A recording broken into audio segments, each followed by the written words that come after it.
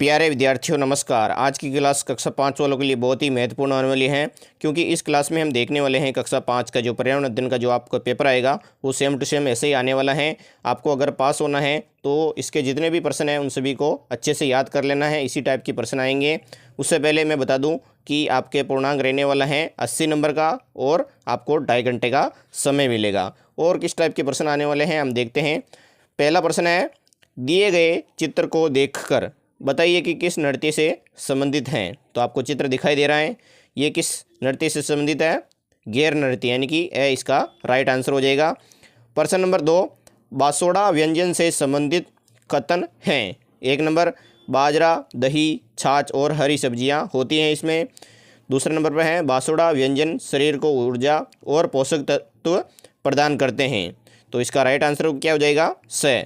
1 व 2 दोनों सत्य हैं।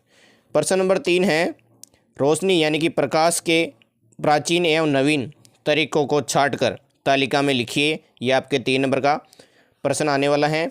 इसमें प्राचीन कौन कौन से हैं? डिबरी, मसाल, लालटेन और नवीन बल्ब एलईडी, सोलर लाइट। ये इसका उत्तर हो गया। अब हम आगे चलते हैं प्रश्न नंबर 4 की ओर। 4 का पहला है, स्तंभ ए का स्तंभ ए से मिलान कीजिए।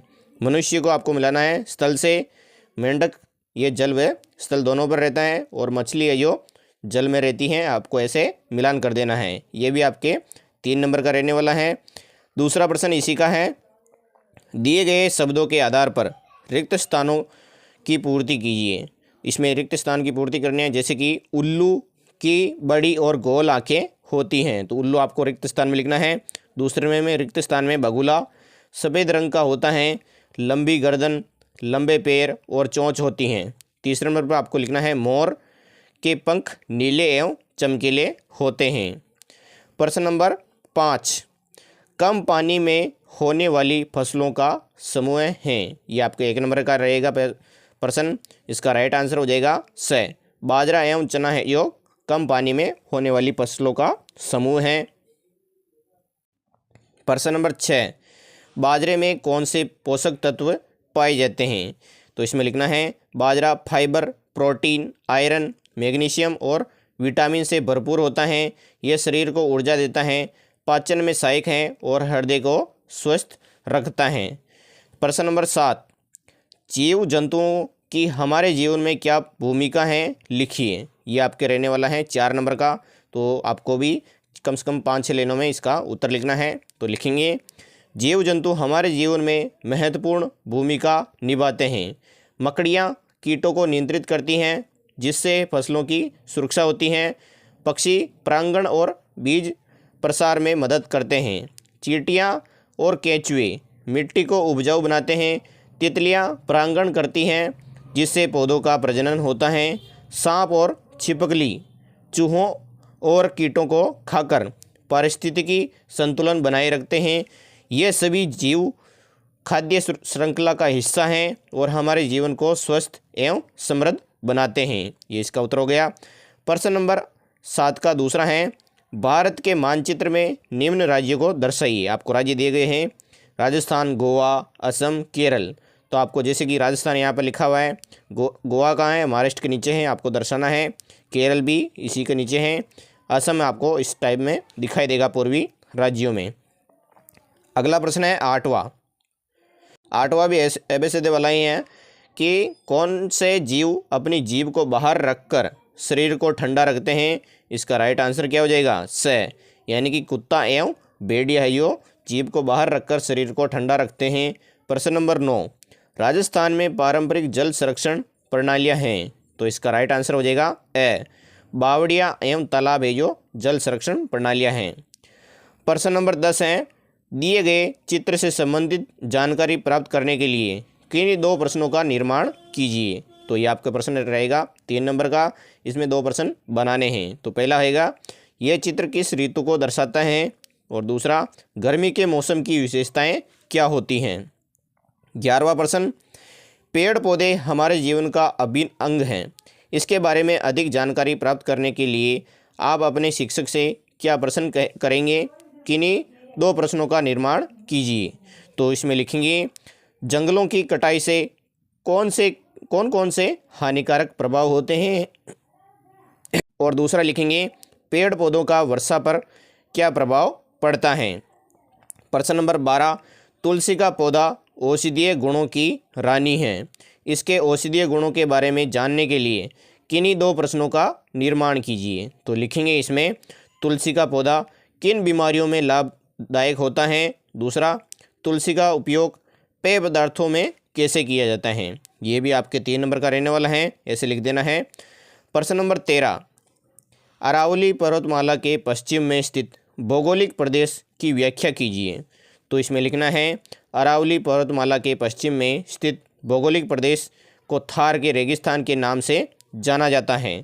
यह पश्चिमी भारत यानी कि मुख्यतः राजस्थान में स्थित है, जहां कम वर्षा होती है। ये रेत से भरा होता है, जहां पेड़ पौधे कम हैं और लोग भेड़ बकरी और ऊंट पालते हैं। यहाँ कम पानी वाली फसलों की खेती होती हैं। प्रश्न नंबर 14, समय के साथ खान पान में आए बदलाव और प्रभाव पर अपनी राय व्यक्त कीजिए। ये प्रश्न आपके रहने वाला है 6 नंबर का। तो आपको इस प्रश्न को अच्छे से लिखना है। उत्तर इसका लिखेंगे समय के साथ खान पान की आदतों में कई महत्वपूर्ण परिवर्तन हुए। व्यस्त जीवन शैली के कारण लोग ताज़े भोजन के बजाय जंक फूड, डिब्बाबंद खाद्य पदार्थों का उपयोग कर रहे हैं। यह सभी आदतें स्वास्थ्य पर बुरा प्रभाव डाल रही हैं। इन पदार्थों में नमक, चीनी और अस्वास्थ्यकर वसा की मात्रा अधिक होती हैं, जिससे मोटापा, मधुमेह, हृदय रोग और उच्च रक्तचाप जैसी बीमारियां पैदा होने का खतरा बना रहता है। प्रश्न नंबर 15 का पहला है विद्यालय में आयोजित स्वच्छता रैली के लिए कोई 2 नारे बनाइए। 2 नारे आपको 4 नंबर दिला सकते हैं। तो लिखना है इसमें साफ रहो, स्वस्थ रहो। दूसरा, कचरे को हटाना है, जिंदगी को बचाना है। 15 का दूसरा प्रश्न है आप नगर पालिका अध्यक्ष के रूप में अपने क्षेत्र में आने वाली समस्याओं का समाधान के लिए क्या प्रयास करेंगे। ये प्रश्न रहेगा 4 नंबर का। इसमें लिखना है मैं नगर पालिका अध्यक्ष के रूप में अपने क्षेत्र में आने वाली समस्याओं के लिए निम्न कदम उठाऊंगा। पहला, कचरा उठाने वाली गाड़ी को नियमित करना। दूसरा, स्ट्रीट लाइटों की समय समय पर देखभाल। तीसरा, सड़कों पर आवारा पशुओं की निगरानी। और चौथा है पानी की व्यवस्था को सही करना।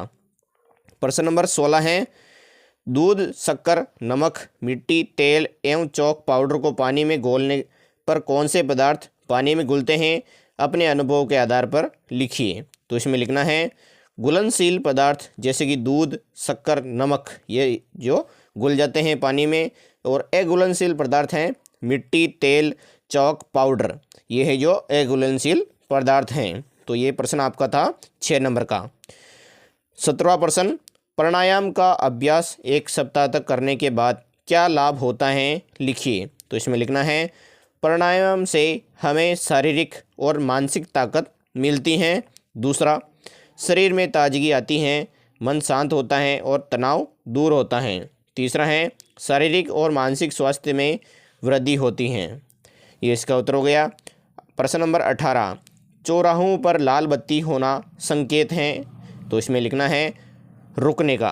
राइट आंसर हो जाएगा ब।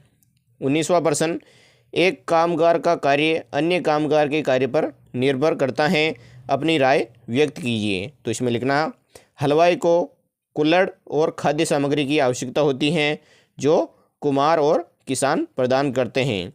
किसान खेती के लिए चक्की चलाने वाले और बढ़ाई पर निर्भर हैं।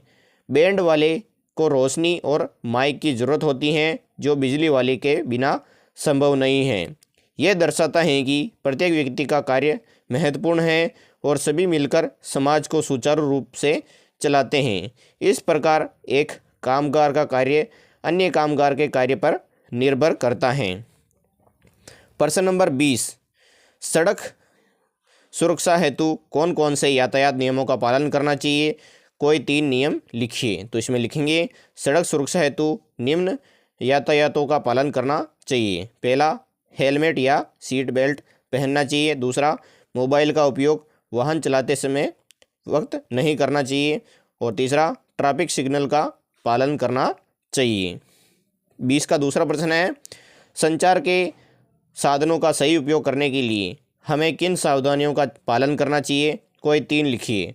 तो इसमें लिखना है, संचार के साधनों का सही उपयोग करने के लिए निम्न सावधानियों का रखना जरूरी है। पहला, भ्रामक प्रचार नहीं करना। दूसरा, किसी व्यक्ति की निजी फोटो का इस्तेमाल नहीं करना। तीसरा, संदिग्ध ईमेल या लिंक पर क्लिक नहीं करना। ये इसका उत्तर हो गया। प्रश्न नंबर 21, आपका दोस्त मोनू नई साइकिल लेकर आया है। आपने उससे साइकिल मांगी, तब उसने मना कर दिया। आपको क्या करना चाहिए? तो इसका राइट आंसर हो जाएगा ब, मोनू को साइकिल देने के लिए समझाना चाहिए। अगला प्रश्न है 22वां, महर्षि दयानंद सरस्वती के सामाजिक सुधार के विचार लिखिए। यह प्रश्न आपके 6 नंबर का रहने वाला है, तो इसमें आपको कम से कम 8 से 9 लाइनें लिखनी है। तो लिखेंगे इसमें, महर्षि दयानंद सरस्वती ने समाज में समानता, शिक्षा और स्वदेशी विचारधारा को फैलाना ही सच्चा राष्ट्र धर्म माना। उन्होंने समाज सुधार के कई कार्य किए, जैसे विभिन्न मत संप्रदायों में फैले अंधविश्वासों को दूर करने के लिए सत्यार्थ प्रकाश नामक पुस्तक लिखी, नारी शिक्षा का समर्थन किया, जातीय प्रथा के खिलाफ आवाज़ उठाई तथा गौरक्षक, समाज सुधार और शिक्षा के प्रचार प्रसार करने के साथ ही राजस्थान में परोपकारिणी सभा की स्थापना की।